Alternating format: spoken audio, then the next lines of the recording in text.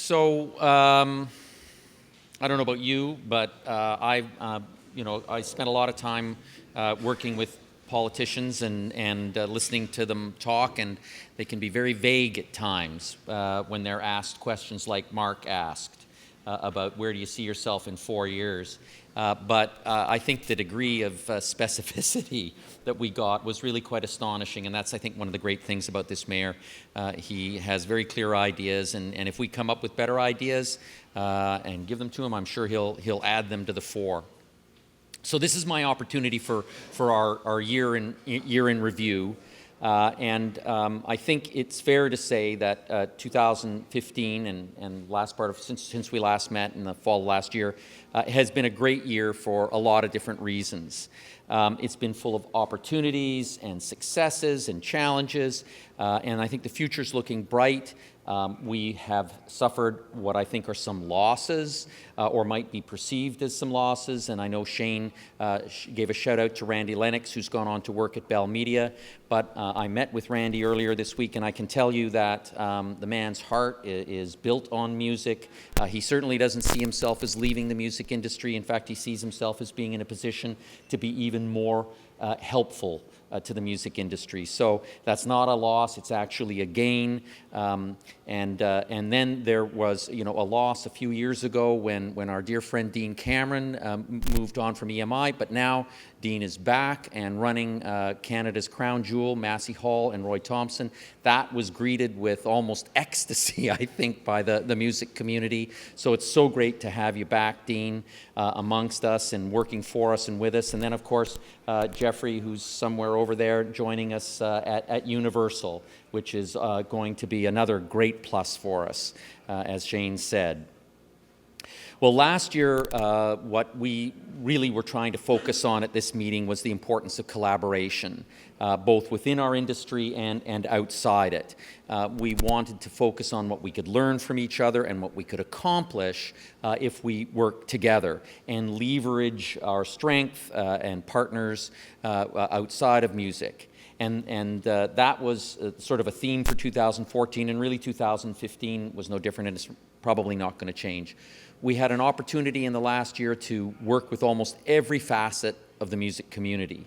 And we've talked about the amazing strides that have taken place in Toronto, but there's a lot more to share about the work that has happened provincially, federally, and even internationally.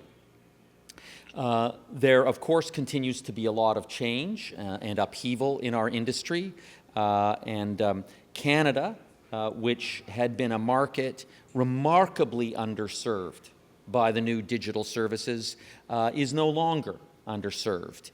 And we are already benefiting in very, very material ways from new entrants, including Spotify and Apple Music. And we welcome them and we thank them. More and more people are using subscription-based streaming services, and this is a great thing. In fact, digital music in all of its forms is playing a more significant role today than it did in 2014, one short year. 2014 was the first time digital revenues from digital revenues had matched those from the physical formats. That was a watershed. And they now account for 46% of global recording industry's income. These revenues are up by 6.9% with overall, and with subscription services being up by 39%. This is very aggressive growth, showing an appetite in the community, in the marketplace for these services.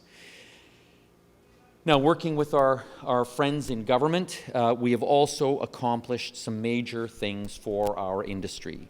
And in Ontario, and I know there's some representatives of the government there, I see Kevin Finnerty and others, I can say that it was very welcome news when the Ontario government made the Ontario Music Fund a permanent fixture of our lives, and we thank you so much for that. Premier Wynne, who's not here obviously, Minister Coteau, for recognizing the economic value and the importance of music to the province.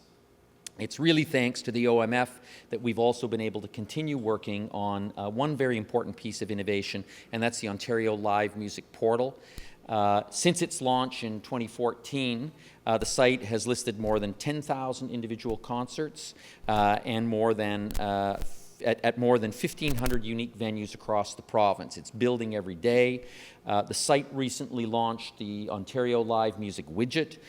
This is a tool that provides tourism partners a way, something that they can embed in live music listings, customized to their region and on their own website. So this is an important innovation. But the success of the Ontario Music Fund, I'm sorry to say, Mr. Finnerty, or maybe perhaps not sorry, has sparked interest from across the country and even around the world. I think it's widely considered a best practice. It's attracted a lot of attention. It's given Ontario a first mover, literally, I think almost internationally, a first mover status in this regard. But what did that do? That kind of woke up the other provinces. And I know in Alberta, there's a desire to create a similar sort of an environment for music like we have here in Ontario. We at Music Canada were commissioned last year to produce a study for the National Music Centre to research music as a catalyst for the economic growth and diversification of the Alberta economy. That sort of hit a little bit of a bump with a change in government, which just kind of, shook things up a little bit, but we're prepared to move forward aggressively in partnership with them. We published a report in November called Fertile Ground. That report you can find on our website. It makes key recommendations as to how Alberta could implement an Alberta Music Cities initiative and how they can leverage the economic potential for music in the province. And when I think back to what Mayor Tory, we need our politicians to see this, to see the fact that having a vibrant music community isn't just great in and of itself because it employs people like us. No, it attracts people to our city. It brings businesses to our cities, and provinces and countries are starting to recognize this. So we're excited to announce this year that we are undertaking a study now in British Columbia, almost at their request. There is terrific interest in that province about what's going on in Ontario, and they want to understand their music community better. They want to understand what they can do to grow it, and as a national music organization, we are stepping up to the challenge. Music, it turns out, is really what connects us from coast to coast, something that we probably have always felt, but we're seeing in new ways every single day. Federally, last year we had a very, very important win for labels, those that invest in artists and artists themselves, and that was the term extension for sound recordings. These are recordings which would, this was an extension that prevented recordings, master recordings, from falling into the public domain in artists' lifetime. That is not something that happens to authors of books, and it's not something that happens to songwriters, but it's something that happens to musicians. And by extending it from 50 to 70, Canada brought its regulatory regime into line with literally with the entire rest of the world. So we're latecomers, but we're there. However groundbreaking that was for us in Canada, there's still a lot to be done. And while I don't want to cast a note of gloom over the proceedings, I do think it's fair to say, and it came up in one of the comments, and it has come up repeatedly at town halls and different places that we're going, at the Global Music Forum that we hosted at Canadian Music Week, and it's this simple fact, that artists today are worse off in 2015 than they were in 1999. That's just a fact. And I don't think that was anybody's plan. And in fact, I believe that there were a plethora of promises made over the years by a lot of people in a lot of different industries who were saying that there were going to be great changes, there was going to be great upheavals, record companies might go out of business, lawyers might go out of business, but creators were going to be okay. The term golden age was used on many, many occasions, that somehow the new digital environment was going to usher in a golden age.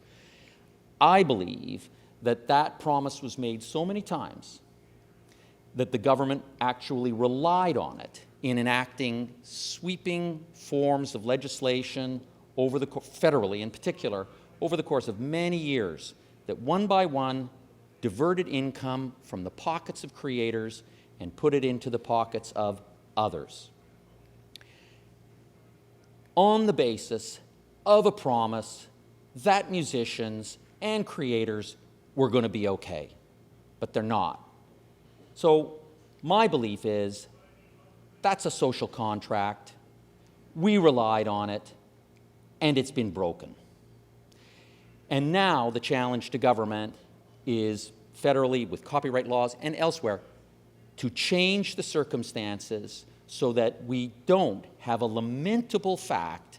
We don't have to look around and say musicians are worse off today than they were just a few short years ago. I'm not the only one who thinks this. I think this is widely felt in the community. Of course, there are those who will point at individual examples and say, oh, no, look over there. That person's fine. So I guess everybody's fine. But that's not really the case. And Francis Gurry, who's the Secretary General of the World Intellectual Property Organization, this is a UN organization, at a speech a year ago, was quite categorical about it. He made the point that he said that music has never been so popular. It's never been so available, and in fact, it's never thrown off so much money. Music is bigger business today than it's probably ever been. But he said the difference is that the money is not finding its ways into the hands of the creators and those who invest in them. And he called that unfortunate, and he said it was entirely avoidable. Well, we didn't avoid it. And here we are today. So I got asked by a minister of industry at one point, well, what would you have us do different? And my answer was, well, without getting down into the granularity of it, for 14 years, governments have relied on this sort of social contract that artists were going to be okay, fine. So we're going to make all these laws that benefit intermediaries, that benefit digital startups, that benefit all this stuff. And of course, artists are going to be okay. Well, it's not okay. So now, I think for the next 14 years, we need to put content and content creators, musicians, artists of all stripes, let's put them at the heart of our policies. So that's what I think our challenge is. I think we have opportunities with a change of government. Maybe it's the same government coming back, maybe it's not federally, but we have an opportunity to make those sort of claims and make those sort of requests. An example of just how dire things have been was, of course, Tariff 8. This year we marked the one-year anniversary of Tariff 8, which was the tariff that set the lowest streaming rates in the world for semi and non-interactive recording. We had our 8 Days of Tariff 8 campaign, and it's an example of the sort of mechanism that we, if we all stand together, can draw attention to it. It highlighted the damaging effects of Tariff 8, which set, as I said, the worst streaming rates for semi and non-interactive in the world, which is a contributing factor to the shrinking income of Canada's musicians, a middle class, in effect, that's almost under siege. Last year, we stood together as the I Stand for Music Coalition against Tariff 8, and this was an endeavor that demonstrated that we can come together as an industry on these important issues. Now, to change gears a little bit, one organization that is helping musicians where they need it most is the Unison Benevolent Fund. A big congratulations to our friends at Unison, the board, for meeting their $1 million fundraising target, which made the fund operational. Congratulations. We are proud as an organization, along with our label members, Sony, Warner, and Universal, for the role we played in investing $250,000 in that fund. And I'd also be remiss if I didn't shout out to Slate Music, who matched that donation. So thank you to Gary and all the great folks at Slate. Well, as you can tell from today's theme, we've spent a lot of time talking about music cities this year, learning from folks all around the world about what makes their city so successful. and what we can learn from each other as we go forward with best practices. We have an umbrella group called the IFPI, and working with the IFPI, we have had an opportunity to meet with people from that global community. We interviewed 40 people from around the world, conducted focus groups, unbelievable number of global contributors, and what came of that was our Mastering of the Music City report. Mastering of the Music City is a roadmap, a repository of best practices that can be used by cities of all sizes around the world. And we at Music Canada have been actively involved and identified as a leading voice in the world on this issue.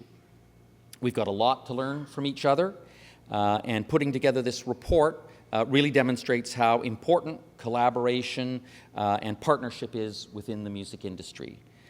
One of our partners who was instrumental in that was Music Canada Live, and their executive director, Aaron Benjamin, who is, I believe, here. No, not here today. Well, in any event, critical contributor. They're doing amazing work on the importance of live music in this country, focusing on regional strategies to leverage this sector and build it up to full capacity. So, with no further ado, I would like to introduce Amy Terrill, who is our Vice President of Public Affairs and a true expert on music cities, and she's going to lead our panel. So, Amy, take it away.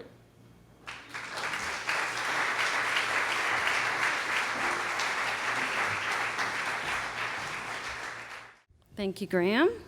Hi, everybody. So I've asked my panelists to come up. I'll introduce them. And the idea with the panel today, we've heard a lot about music strategy at a higher level with the great conversation that Graham and Mayor Tory had. And here we're going to kind of dig into some specific strategies or programs that are taking place in different parts of Canada, 3 different cities. So hey, you sat in the right order. That's pretty good. That's pretty good. Yeah. So to my left is Andrew Vincent. He's a singer-songwriter, researcher, and creative consultant from Ottawa. He's the co-author of Connecting Ottawa Music, which was supported by the OMF, I know, and it profiles Ottawa's music industries. He's currently serving as the interim executive director of the newly formed Ottawa Music Industry Coalition, which is a not-for-profit dedicated to promoting growth in the city's music industries. Next to him is Mark Garner, the executive director of the downtown Yonge Business Improvement Area. Over the past decade, Mark has increasingly focused on the revitalization and development of urban downtowns, playing an integral role in catalyzing on economics, neighborhoods, social innovation, and incubators. His goal is always to build inclusive and healthy communities.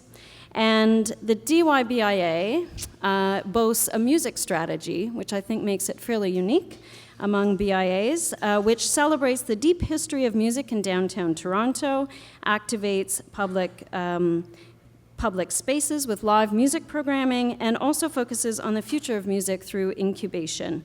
And we've enjoyed working with Mark on several projects. And then at the far end is Thom Bennett, who is a professional musician, producer, recordist, instructor based in Edmonton.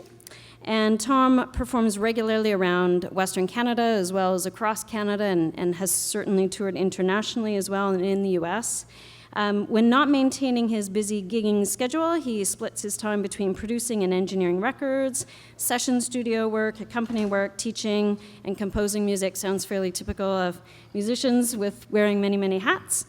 But specifically for this panel, Thom has created the Edmonton Live Music Initiative, which is, it involves support and help for key stakeholders in government, and, or rather involves their support, and the music industry. The aim is to reinvigorate Edmonton's live music scene through an innovative economic stimulus plan that involves the Alberta Gaming and Liquor Commission, and the Alberta, or the Edmonton Live Music Initiative, I think, helped, our Fertile Ground report helped to support some of what Thom has been doing, and the group that I sit on, the Alberta Music Cities Initiative kind of steering group. We are supporting Thom in his efforts and hoping that the results that he gets in Edmonton can be applied elsewhere in the province. So, there we go, my panel. So, digging into some specific examples, one of the things that Graham mentioned was that having the leadership shown by Mayor Tory in the City of Toronto with a large music city strategy empowers individual organizations and individuals sometimes as well to find their place within the music city. And so I'm going to start with Toronto with Mark, because that's exactly, I think, what the BIA has done. Not that it was just because of the music city, the bigger music city strategy, but because I know your passion is with music and the arts and culture anyway. You probably would have done it anyway. But I think it's amazing how you have tapped into that big picture. So can you tell us a bit, so briefly tell everybody about the strategy and also your motivation in developing it. Okay. So this is our strategy that we put out in June of this year. And when we looked, and it was actually Mike Tanner that made the connection for me to Music Canada, Amy and the team. And so I read from the reports that they had and realized that we had very similar interests to activate public space and drive economics for downtown Yonge again. And I don't think there's anybody in this room that would not attest that Yonge Street played a critical role in the music industry. It was the mecca for retail, and it was the mecca for performance space. And it was integral to not only the Canadian music industry, but obviously the North American music industry.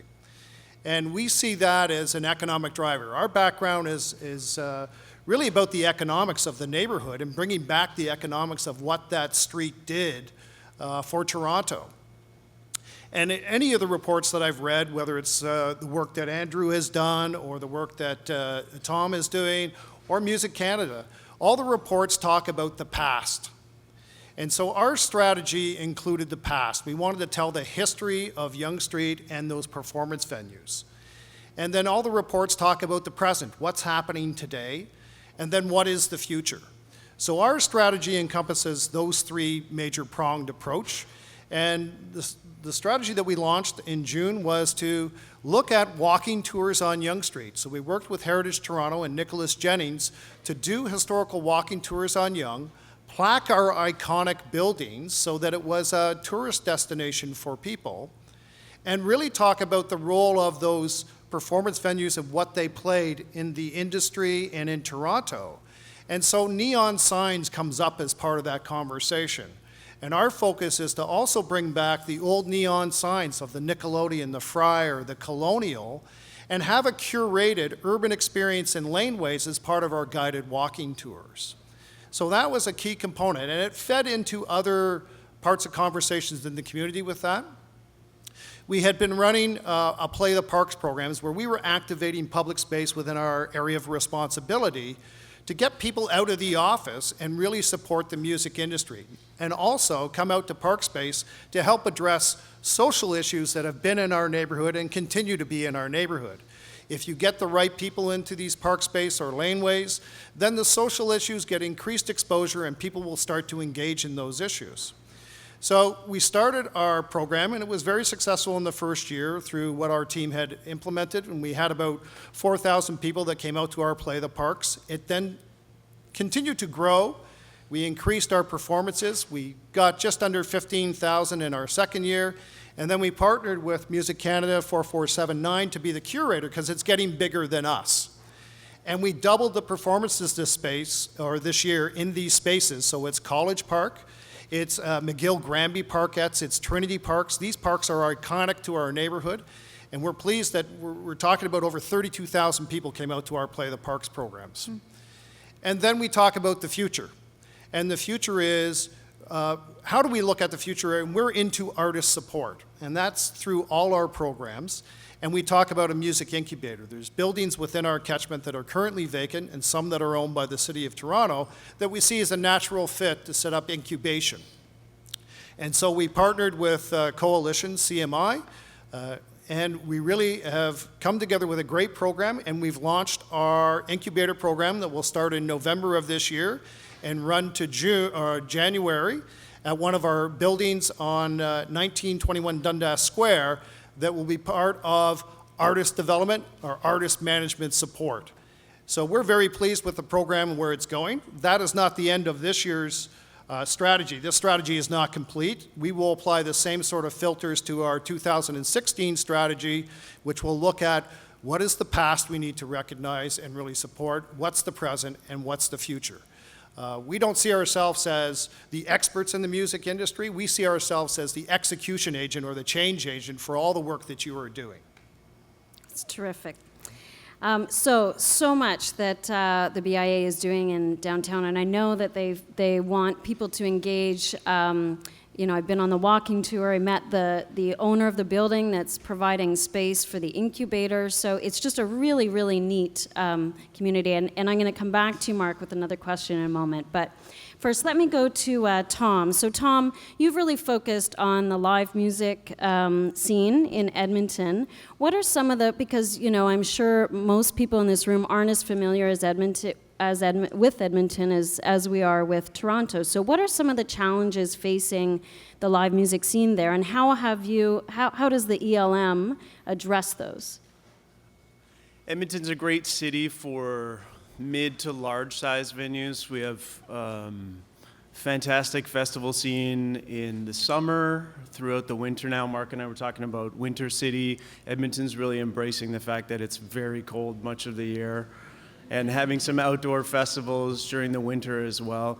But what's happening in Edmonton, and I think at a number of major urban centers around the world, is that kind of grassroots club level casual gig, kind of like the place we're in now. Smaller venues are having a difficult time maintaining a business successfully.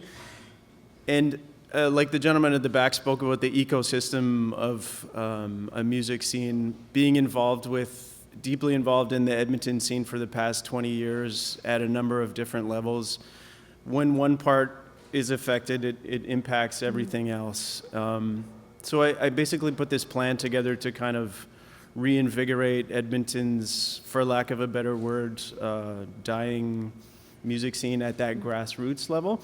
And it's based on a two-pronged economic incentive plan that tries to make sure it's balancing the needs of all the stakeholders involved.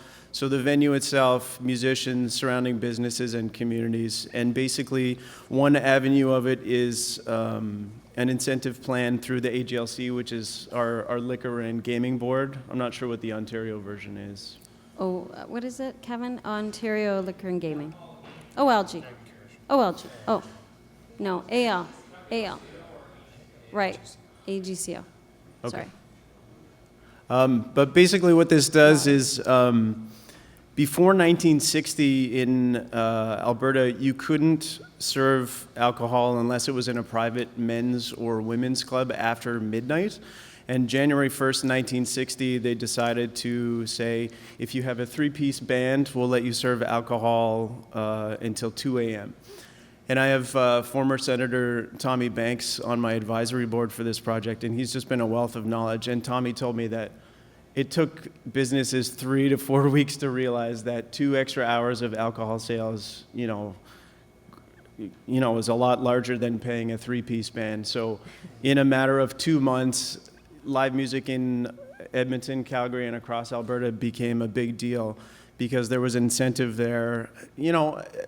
I'm sure the goodwill of culture and community was there as well, but it came down to an economic incentive that really promoted this project. So that's one aspect of the program, is that we would allow extended hours for businesses that have live music. And the important distinction here is have live music that pays a living wage, a minimum wage for musicians. So what do you mean? Can you define that for us? It's different from province to province. I think the AFM version of Toronto is $125 per service, and it depends on the gig you're doing, how many hours, what time of day in town. But generally, just making sure we meet those minimums so that everyone involved in that ecosystem is at least hitting a minimum wage so that one part of the equation isn't being met. The other side of the program, I'll just be brief about that. It's a matching grant program. So for businesses that already exist that have a new music series coming out or a new venue that would like to do live music, in my discussions with venue owner operators that I've known throughout the years, the most difficult time in that business is the first year because you have the most cost involved with the entirety of your business. So the matching grant program is a 50-50 split with a government agency that allows that venue, as long as they're paying those minimum wages, to have 50% of the wages for the musicians paid so that they can get that series off the ground in the most difficult time, and then hopefully it can sustain itself after that. Okay, we'll talk a little bit more as well. Sure.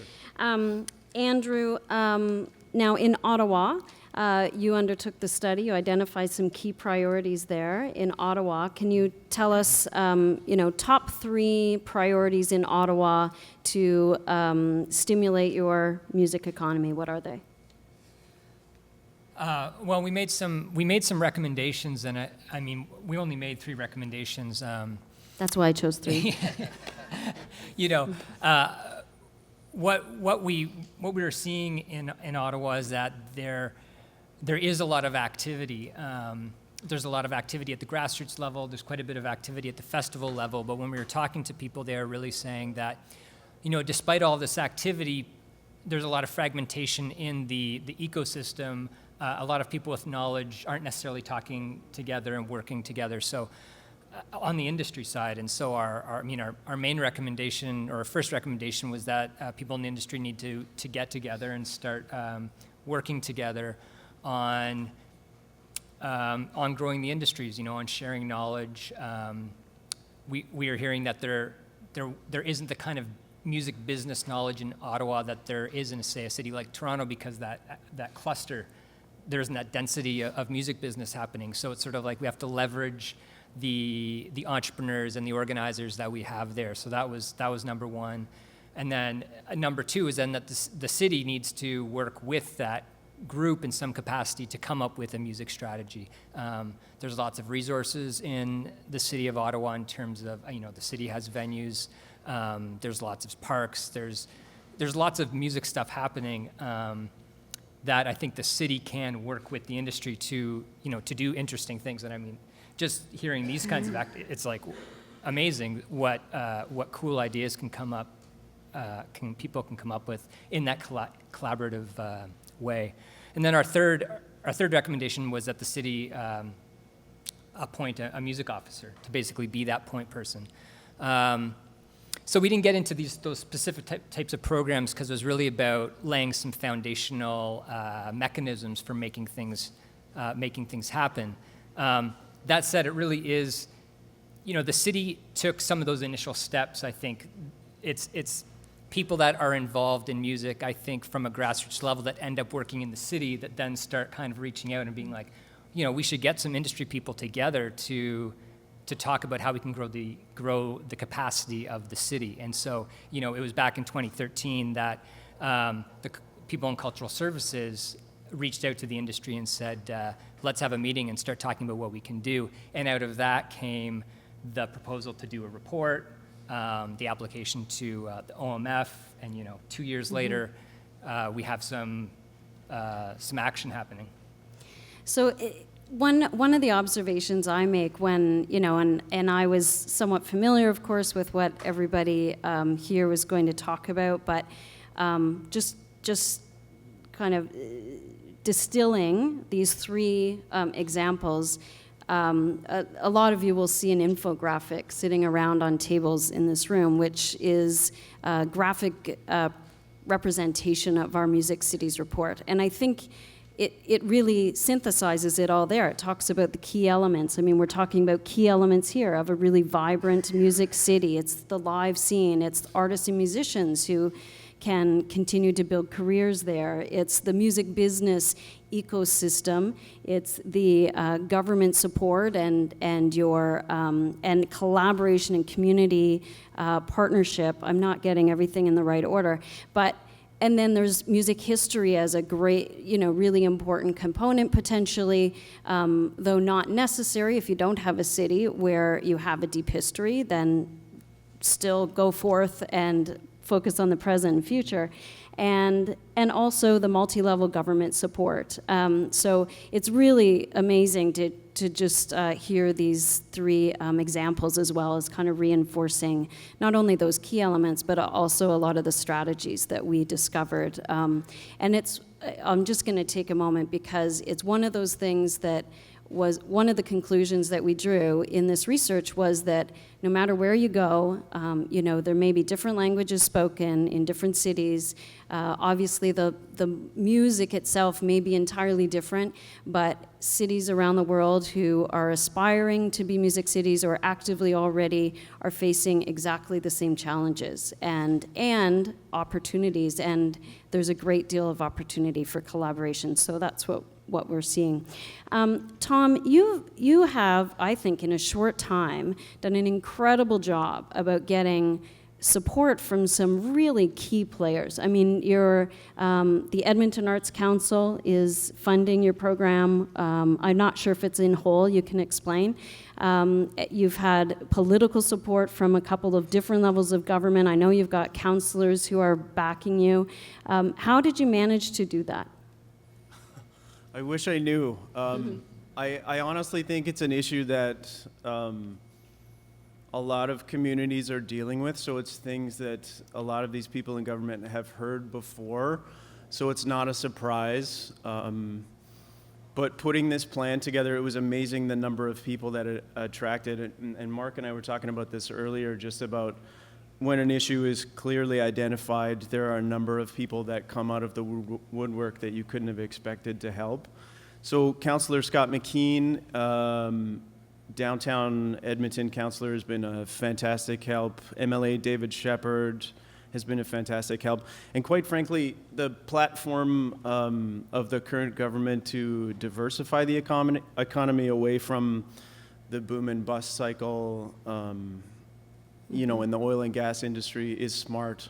And I think they acknowledge the value of investing in the arts and not supporting the arts. I think people kind of need to make that distinction, because the return on investment in Alberta is somewhere between 3.5 to 1 at the low end and 12 to 1 at the high end. Like, that's a fantastic return on investment. Absolutely. So, having great leaders that understand that it is an investment instead of just doling out support to people is very important. Mm-hmm. Well, congratulations. You really have done a great job. Andrew, Edmonton is in a different province, so, very different atmosphere and different, situation than here in Toronto. Ottawa's really just down the road. What do you see as ways, from our perspective at Music Canada and people that we talk to, we think the more vibrant, successful music cities there are, the better. And that cities aren't in competition so much as they may have unique advantages. Is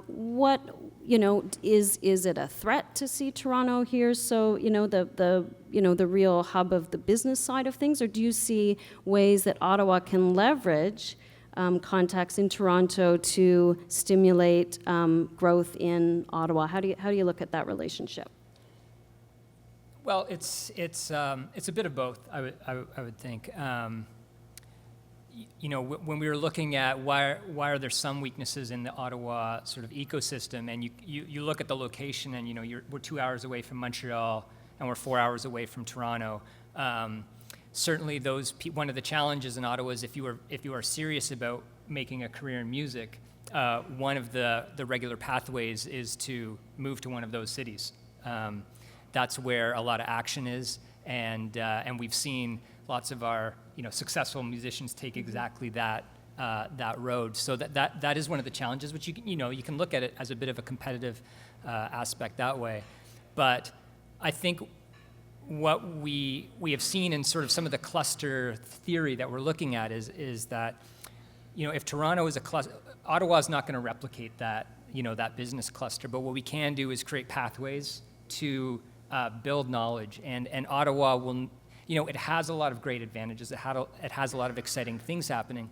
So it's like, how can we leverage that knowledge, make connections with Toronto, make connections with Montreal, make connections with the other sort of clusters. You talk to people from Toronto and they're like, well, I got to go down to New York, every month anyway. I have to go to LA. So people in Ottawa have to go to Toronto, and they have to go to LA, and they have to go to New York and make those same connections. So, it's about building capacity by building pathways. And so that's what we're trying to do is help create those connections and create those opportunities for building knowledge and,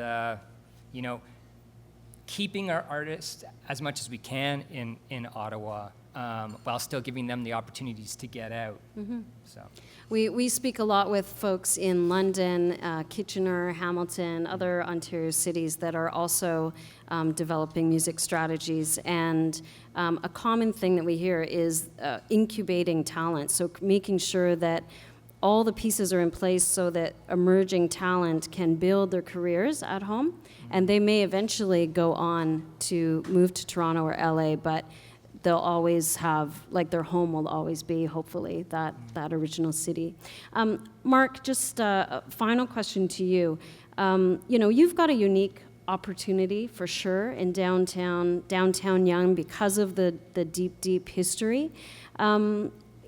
But, I think everybody here would like one of you in their city, by the way.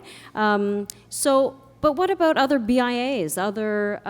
Is this something that you would suggest that other associations like yours replicate? I really think that's a great question, Amy, because I think really that's what we're trying to do is leverage that BIA network. In case you don't know, there's over 80 BIAs in downtown Toronto alone, which represent over 40,000 businesses. And what we're trying to prove is, you need to get in the game. You can't sit on the sidelines. If you're waiting for someone to deliver this to this community, it's not possible. We all have to engage in this vision for our city.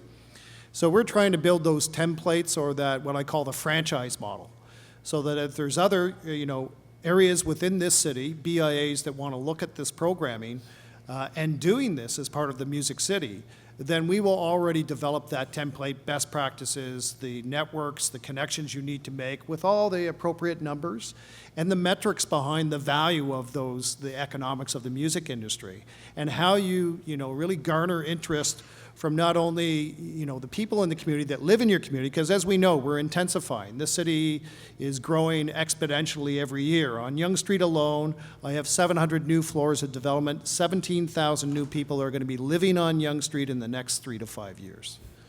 So with all the redevelopment that we're looking at, our park space, we're putting programmability into all that park space. We're making sure that the electrical outlets are there so you can hook up amps and you can do all the things you need to do as a model for the rest of the BIAs. So that when Mike does the work that Mike's going to do, we'll have that module ready to go that he can then deliver to other BIAs that reach out to him and say, we want to do the same thing on King West, Queen West, or we want this up in Scarborough. We'll have those templates. So it's really getting in the game, not waiting, and taking a chunk of ownership for all the great work that's out there, and then trying to find those networks or those connections to deliver that. And the BIA network is a natural network to leverage. Well, I just want to thank Thom, Mark, and Andrew, who not only for coming and sharing their work with us today, but just for the amazing effort they're making in their own cities. And so thanks for joining us, and I'm sure you'll have lots of people wanting to chat with you afterwards. Okay, thank you.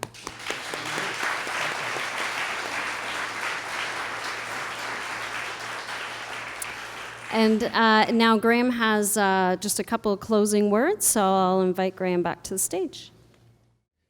So before we go, I want to thank Amy for the incredible work that she and her team have put into generating that Music Cities report. It's groundbreaking work, never really been done. It's established Canada as something of a world leader. It's not that there aren't great people out there doing great things, but Amy's one of them. And we have her here, and we're very thankful for that. So I'd like to give her...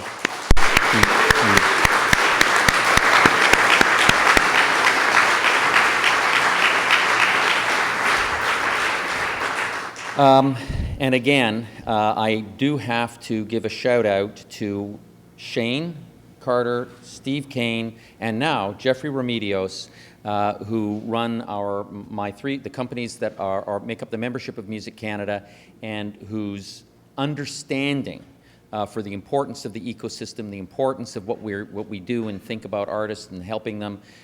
They make it possible. They write the checks. They've given us the support and allowed Amy and I to spend all of this time and effort on this initiative. So thank you to the three of you.